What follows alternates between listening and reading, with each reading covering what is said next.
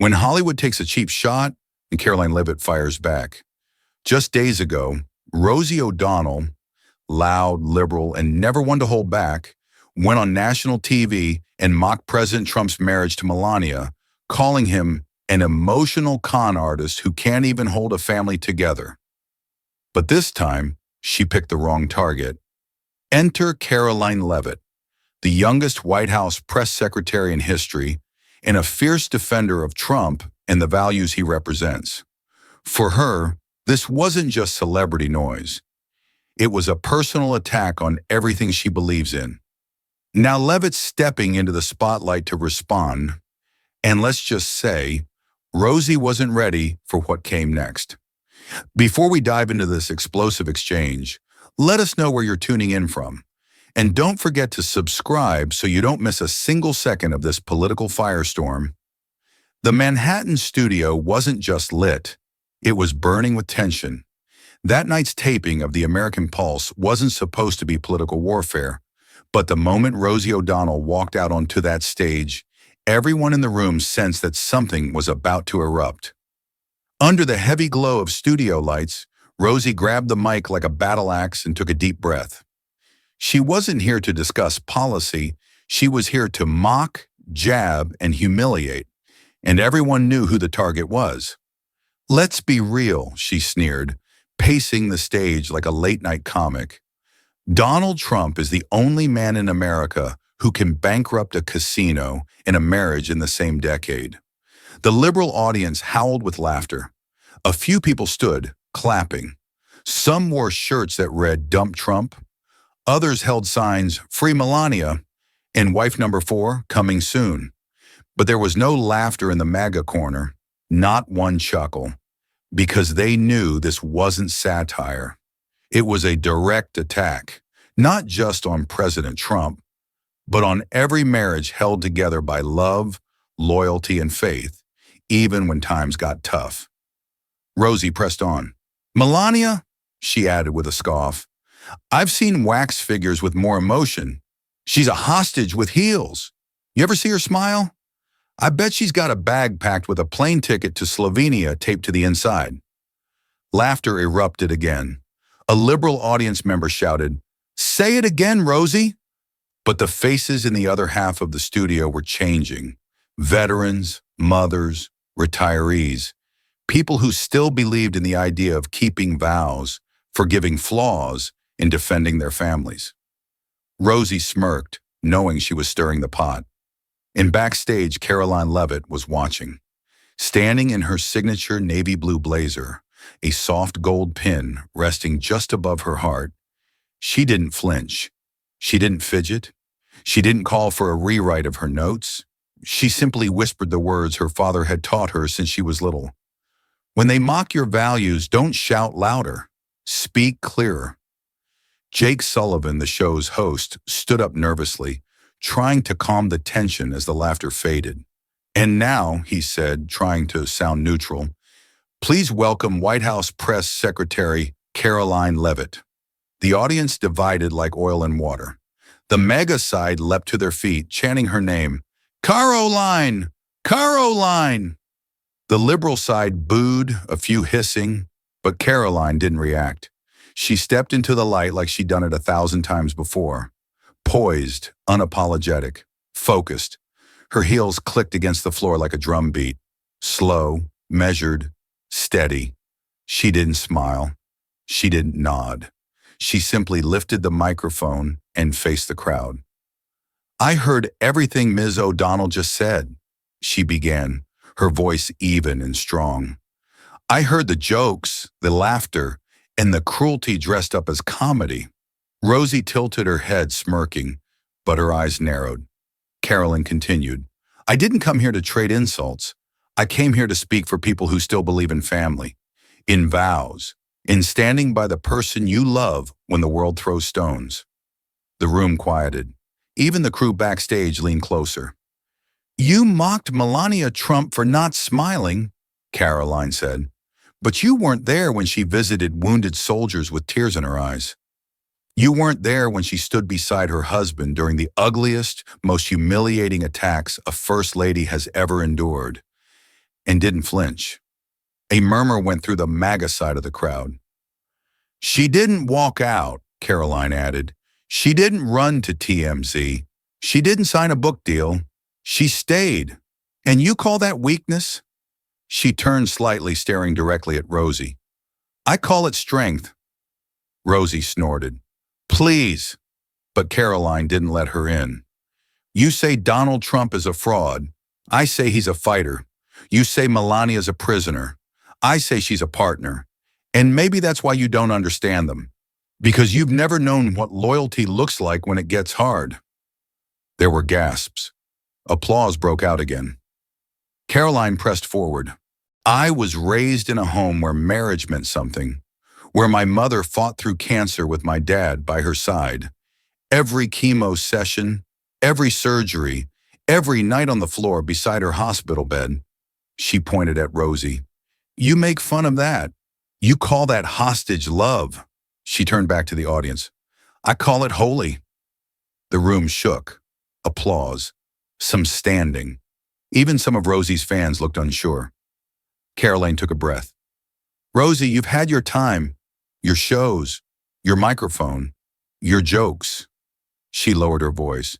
But you don't get to drag down what millions of Americans still hold sacred, not without someone standing up to you. She gestured to the screen behind her. A photo appeared. Trump and Melania standing together at Arlington Cemetery, heads bowed, hands clasped.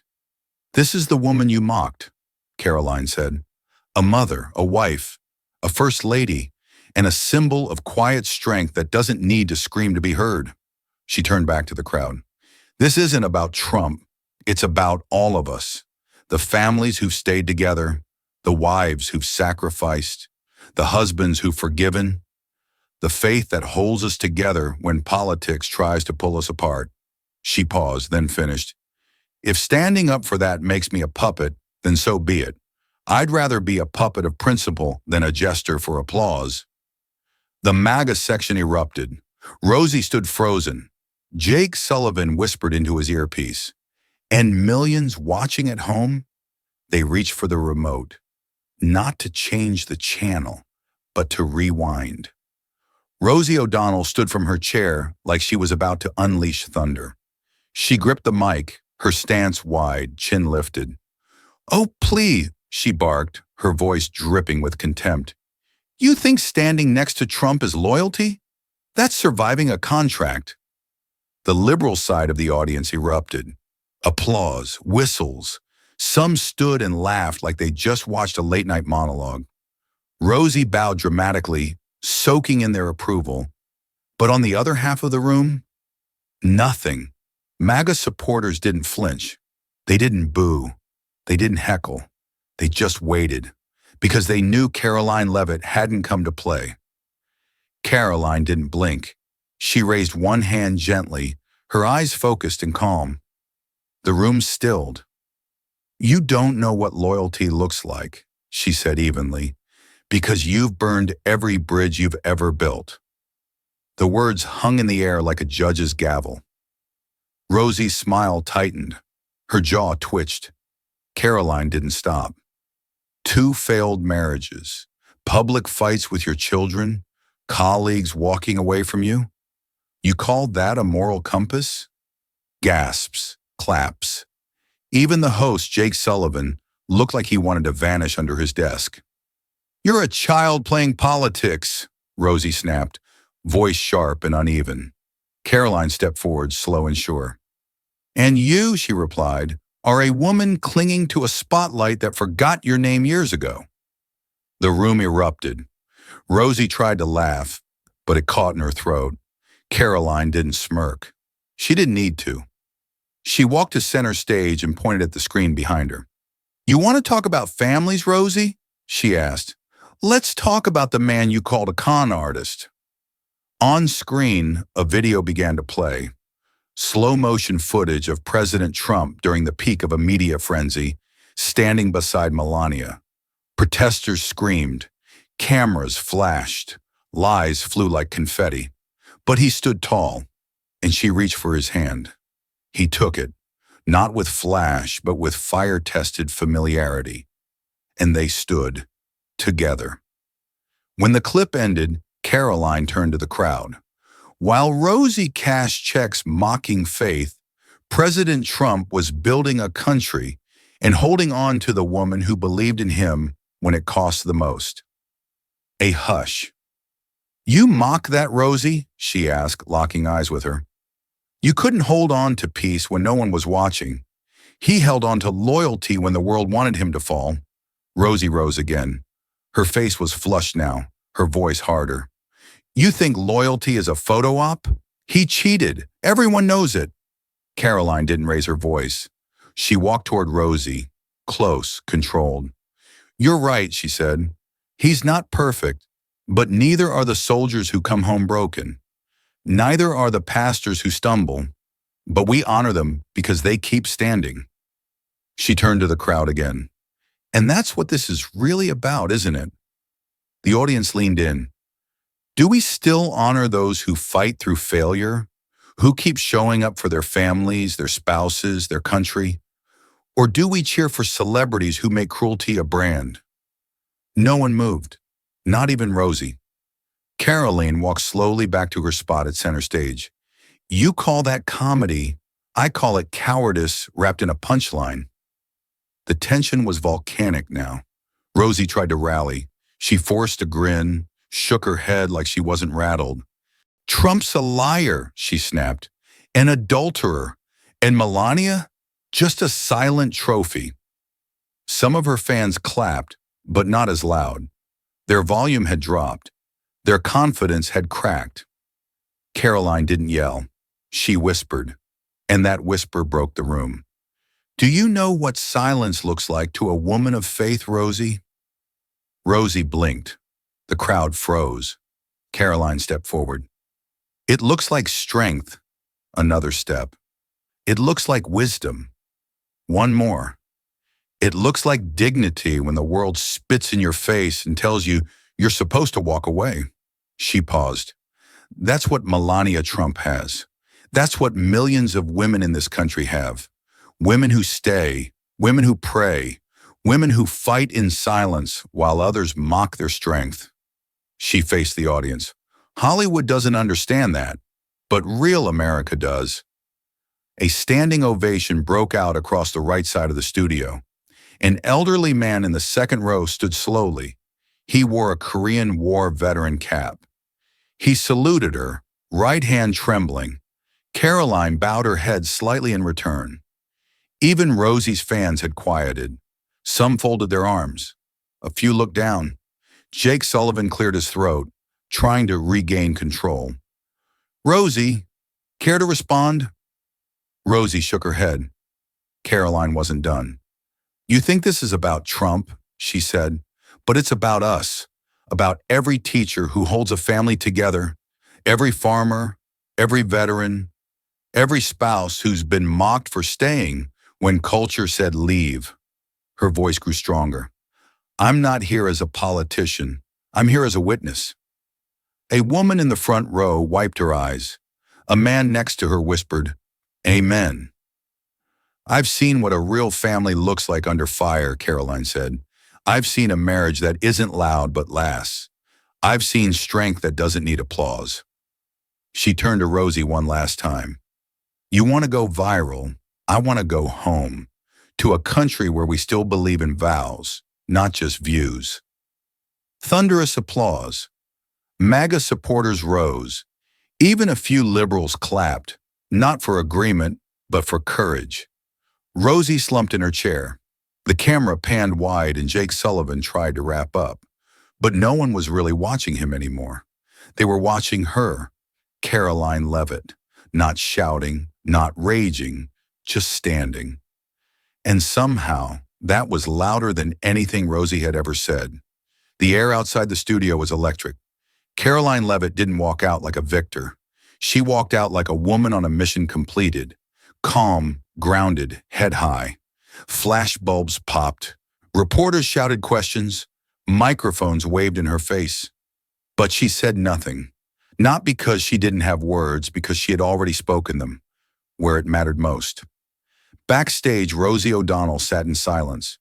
Her team surrounded her, whispering, checking their phones. The headlines were already rolling in, and they weren't friendly. Karoline Leavitt stuns the nation with silent strength. Rosie O'Donnell mocked a marriage and got dismantled. Young press secretary becomes voice for a forgotten America. Before Karoline even reached her car, the moment had gone viral. The clip of her saying, "Do you know what silence looks like to a woman of faith? It looks like strength," had already racked up 1 million views.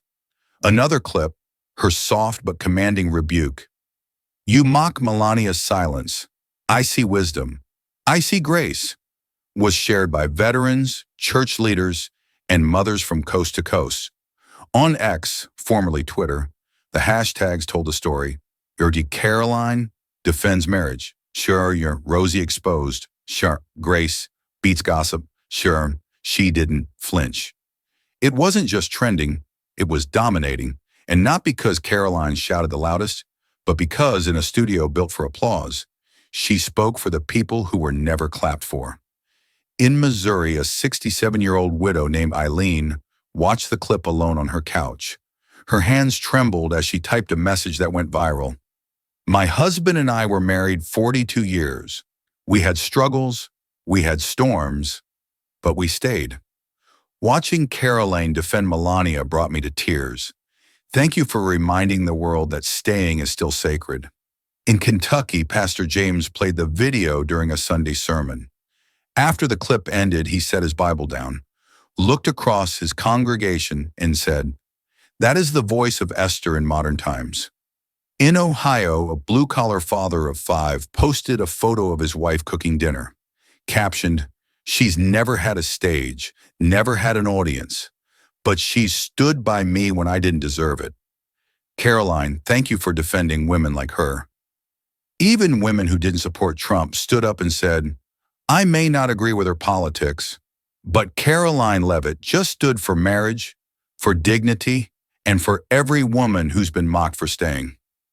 Fox News aired a full special the next evening, Karoline's Moment, when Grace spoke louder than gossip.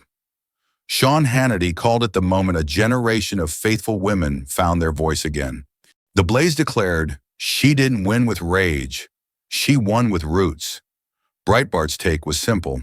Rosie cracked jokes. Karoline cracked history. Meanwhile, Rosie's social media went silent.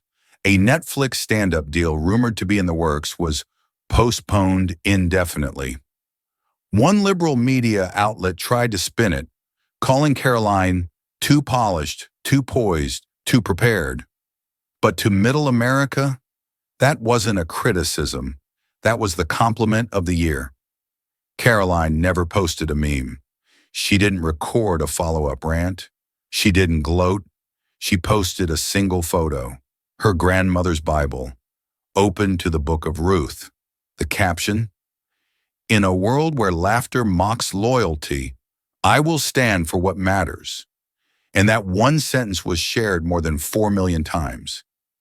At a revival tent in Tennessee, a young woman stood during open testimony. She held a baby on her hip and a tremble in her voice. "I was going to leave my husband," she said. "It's been a hard year. He's made mistakes. So have I. But after I saw Karoline speak, I remembered my vows. I remembered why I stayed." Her story made the rounds on Facebook and TikTok. It wasn't political. It was personal. It was revival. Karoline didn't set out to win a debate. She set out to defend something sacred. And in doing so, she reminded millions that faith is still powerful. Marriage still matters. And standing still when others expect you to scream, that's strength. Back in her home in New Hampshire, Karoline sat quietly by the fireplace. Her son slept nearby. Her husband made tea in the next room. She watched the fire flicker, holding the weight of what had just happened. Not fame, not victory, but impact. She opened her Bible, smiled softly, and whispered, "Let the world laugh. I'll keep standing." Do you believe in defending faith, family, and truth, even when it's mocked? Comment below and tell us your story. When did you stand up for what matters, and what did it cost you? Subscribe for more stories where conviction outlasts criticism and grace speaks louder than noise. Because in a culture of mockery, courage becomes the punchline that hits back.